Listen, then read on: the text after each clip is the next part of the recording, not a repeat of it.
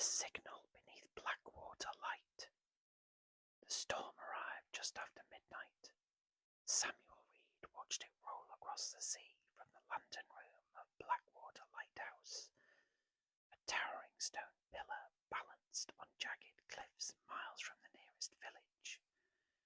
Rain battered the glass in violent sheets, and the foghorn below groaned like some dying animal trapped beneath the waves. Hated nights like this. The ocean looked wrong in storms, too dark, too endless. BlackWater had been automated years ago, but Samuel still lived there alone as a maintenance keeper for the coastal authority. Most of the work was routine, checking the generator, replacing bulbs, logging weather reports. Easy money for a man who preferred isolation. And Samuel preferred isolation more than most. The lighthouse had no internet, no nearby neighbours, no distractions, just the sea and the radio. The old maritime radio sat beside a stack of mouldy logbooks in the control room. Most nights it crackled with distant chatter from cargo ships or fishermen. Other nights there was only static. Tonight there was static. Samuel poured stale coffee into a chipped mug and leaned back in his chair while thunder rattled the tower walls. He checked the clock. 1:17 a.m. Then the radio spoke. Samuel! He froze. The voice was buried under interference, faint enough that he almost convinced himself he imagined it. The speaker hissed. Samuel, do you copy? His stomach tightened. No one should know he was here tonight. The nearest patrol vessel was over 40 miles away. He grabbed the radio mic. This is BlackWater Light. Identify yourself. Only static answered. Samuel waited. The storm boomed overhead. Then, Samuel, please. The voice sounded weak, male, breathing hard. Somehow familiar. Samuel frowned. This is BlackWater Light, he repeated. Who is this? The signal cracked violently. Below. What? Below the lighthouse. Static swallowed the sentence. Samuel stared at the speaker. Cold pressure spread through his chest. The basement beneath BlackWater had been sealed for years. Officially, flooding damage. Unofficially, locals claimed something terrible happened there decades ago. The villagers avoided speaking about it directly, but Samuel had overheard enough half-whispered stories in pubs to piece together fragments. Disappearances, strange noises, a keeper who went mad. Typical coastal superstition. Still, he glanced toward the stairwell spiralling downward into darkness. The radio hissed again. You left me here. Samuel's blood turned to ice. The voice was definitely familiar now. It sounded exactly like him. He stood slowly. The tower groaned around him as wind screamed outside. No, he muttered. He leaned toward the speaker. Who is this? A pause. Then, you know who I am. The signal died. Only static remained. Samuel stared at the radio for nearly a minute before forcing himself to move. His hand shook as he grabbed a flashlight from the wall hook. This is stupid, he whispered, but he couldn't ignore it. The basement entrance sat beneath the main staircase, hidden beneath a rusted steel door secured with a heavy chain. Samuel descended the spiraling steps slowly, the flashlight beam bouncing across damp stone walls. Every step downward made the storm outside sound farther away. At the bottom level, the air changed. Colder, wet, the steel door waited in darkness. The chain around it was ancient, coated in rust thick as dried blood. Samuel swallowed hard. The stories came back to him then.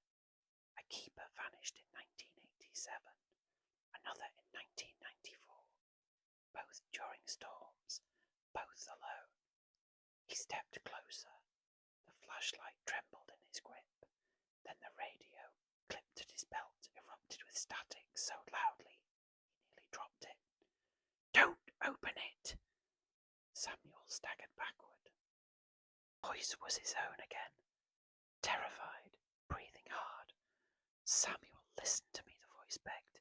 "If you open that door, it sees you." "What sees me?" Samuel whispered. A scraping noise echoed faintly from behind the steel door, like fingernails dragging across concrete. Samuel backed away another step. The voice crackled. "You already let it out once. What are you talking about?" "You don't remember because it made you forget." The scratching grew louder, slow, deliberate. Samuel's heartbeat hammered in his ears. "This isn't funny," he snapped. "It isn't a joke," the voice shouted. Then softer.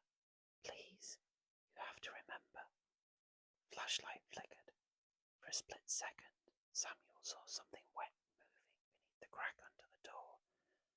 Not water, a shadow. It recoiled when the light hit it.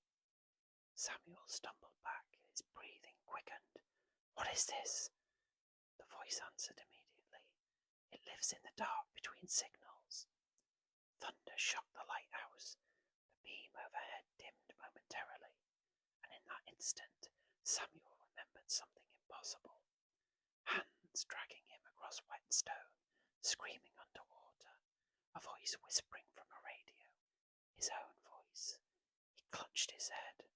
No. Fragments exploded through his mind. Storms, blood, the basement door open, a shape made of shifting black water crawling up the stairs, and Samuel standing before it years earlier, not tonight, years earlier. His knees weakened. "That's impossible," he whispered. The radio hissed.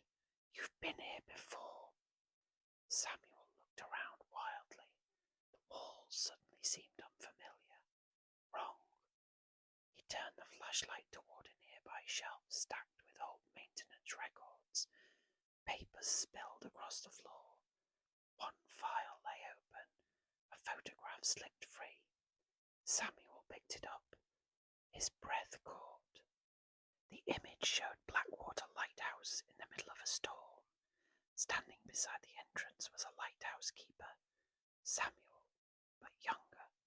The photo date read October 12th, 1994. 32 years ago. Samuel stared at the picture in horror. That couldn't be possible. He was 38 years old, wasn't he? The radio crackled again.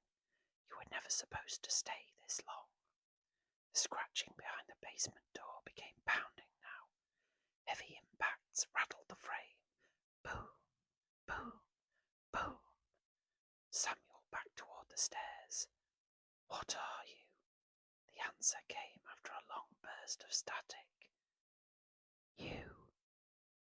Everything stopped. Even the storm outside seemed to fall silent. Samuel's mouth went dry. "No. You drowned here in 1994, the voice said quietly. "The thing below copied you." Samuel's flashlight shook violently. Memories flooded back all at once. The real Samuel descending into the flooded basement during a storm. The darkness beneath the water. Something moving there. Eyes opening underwater. Then cold hands pulling him down. He remembered dying. He remembered the crushing water filling his lungs. And afterward, walking again, talking again, pretending. The thing had worn Samuel's life like stolen skin for decades. Living alone, avoiding people. Staying near the lighthouse because it couldn't leave for long. The signal kept it tethered. Samuel staggered backward, horrified. "No, no, no, no. You need to end this," the radio whispered. The pounding behind the door became frantic now. Metal screamed. The chain strained. Samuel looked toward the generator room. Realization struck him. The lighthouse beacon, The radio tower, the signal, whatever lived here used the transmission somehow. If the signal died, the radio voice spoke urgently. Destroy the beacon. The steel door bulged inward. Something massive pressed against it from the other side. Black liquid seeped beneath the crack. Samuel turned and sprinted up the stairs. The entire lighthouse trembled around him. Below, metal exploded. The basement door burst open. A shriek echoed through the tower. Not human, not animal. Samuel ran faster. Wet footsteps slapped the stairs behind him. He reached the generator room and slammed the door shut, throwing his shoulder against it. Something hit the other side instantly, hard enough to dent steel. Samuel grabbed a fire axe from the wall. The beacon controls buzzed beside him. Outside, the great lantern rotated across the black storm sea. The radio screamed with static. Hurry! Samuel swung the axe into the control panel. Sparks erupted. The light flickered. The creature outside shrieked louder. Another hit shook the door nearly off its hinges. Samuel hacked the cables again and again. The beacon died. Darkness swallowed the sea. At once the screaming stopped completely. Silence flooded the tower. Samuel stood trembling in the dark generator room, breathing hard. Then came a final radio transmission, soft, almost peaceful. Thank you. Voice vanished forever. Samuel waited. Nothing moved outside the door.